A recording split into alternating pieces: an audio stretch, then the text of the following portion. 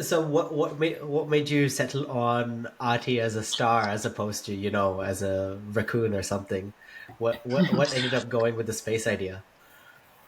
That's interesting that you say the raccoon, because I think that was another idea, was a kind of almost like, obviously, when it comes to picture books, you kind of often, when you're thinking about a subject that involves people, it's quite good to kind of remove the human element and represent those people or those circumstances in a non-human way. So animals are a great one for that. So that was something that we discussed.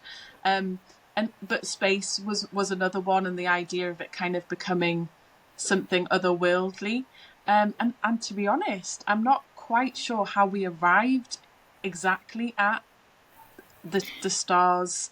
But it was definitely one of the themes that came out of those workshops, and it was one that myself and Danielle, when we were kind of brainstorming our next sort of phase and session, it was just something that we both felt connected really well to the messages, and that we could visualize and see both visually and in writing and thinking about the characters, and that we brought to the team, and as one of the ideas, but that we all kind of agreed on and felt like it had a lot of scope. Yeah, I think that's definitely kind of what it was. There was ideas, and I think it just kind of clicked with everybody. And the next stage was really trying to see if that clicked with the children, young people, and it did. And that was kind of where we came up with some of the main storylines. Really, was from young people's ideas around.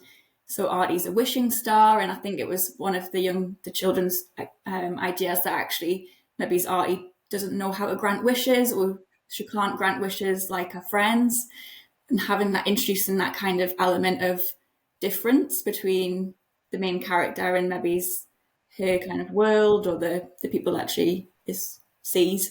So yeah, kind of it became space, but there was no clear point at which point we made that decision. Mm-hmm. Kids in general are the harshest critics of anything because they don't have much filter. So it must have been a really daunting thing going up to them, being like, "Hey, we have this idea." Yeah, Yeah. yeah, and yeah, that's right. It felt like there was that pressure on those sessions with the children, and that kind of feedback from them.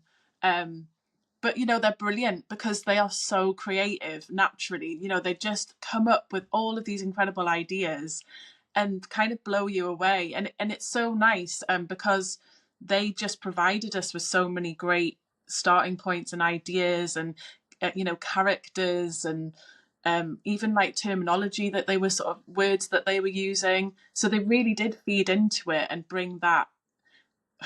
It's that kind of creative energy that you just wish for, so that happened. It was lovely. Can we talk? I guess you have spent a lot of time saying themes, and we said it sort of vaguely in terms of like trying to fit themes. And could we talk about what these themes were, so that I get like a better idea of what all first the parents and the children said that they wanted to cover in the book? Yeah. So I guess a little bit Twinkle Twinkle Artie as a storybook for children, we've kind of set about between the ages of sort of 5 to 8. That's kind of where we were pitching at. So kind of key stage 1, going into key stage 2 within the primary school system. But actually, it's from some of the feedback that we've had, it's been used with some younger children, but also some older children, depending on how the book's used.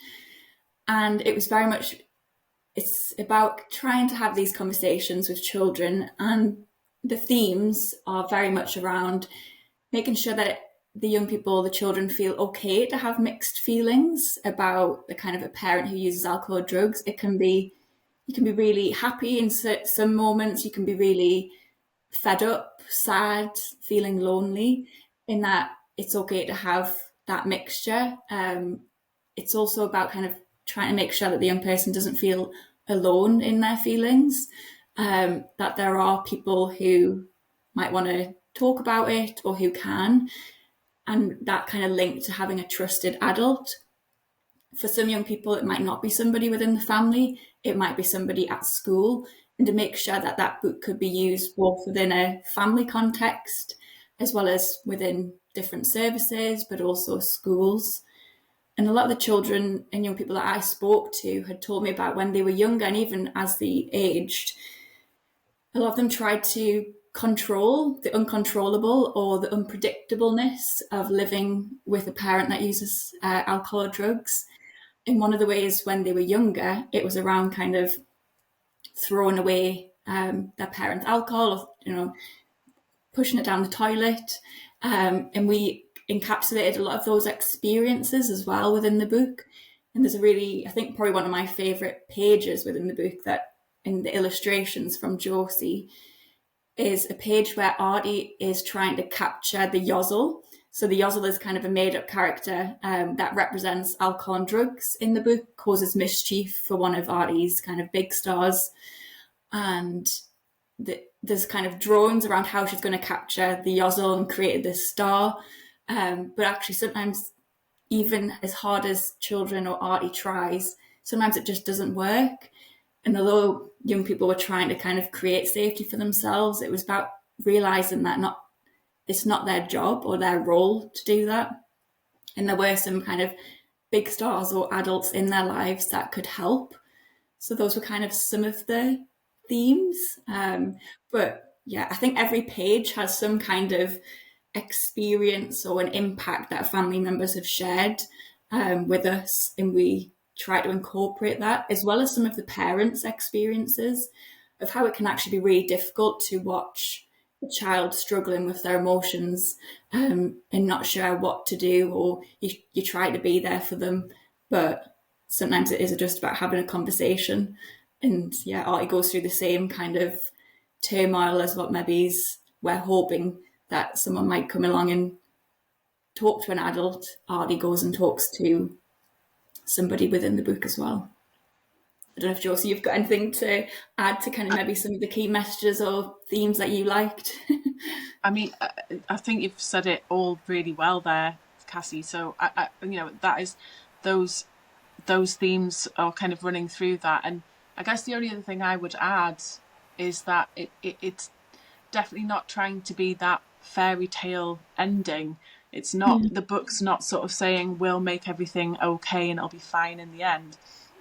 And that's what I really love about the one of the sort of strong messages is that it's saying it's okay, that it's sometimes it's not going to be okay, and sorry, I'll say that again. So sometimes it's saying that it's not always going to be okay, but that you don't have to be responsible for that, or like you don't have to take that on yourself. You're just a child, and this is not all your responsibility and something that you have to think about. So it's quite, it's got a mature message in there, but I think it's something that really helps children to take the pressure off themselves in those situations. Yeah.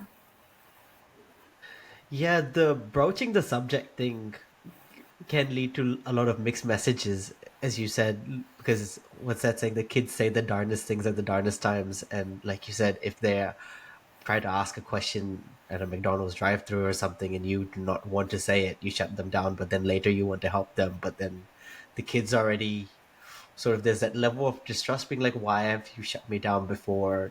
Why do you want to talk about it now? And sort of those sort of themes as well feel very interesting and seem very difficult to how you would have captured them in the book.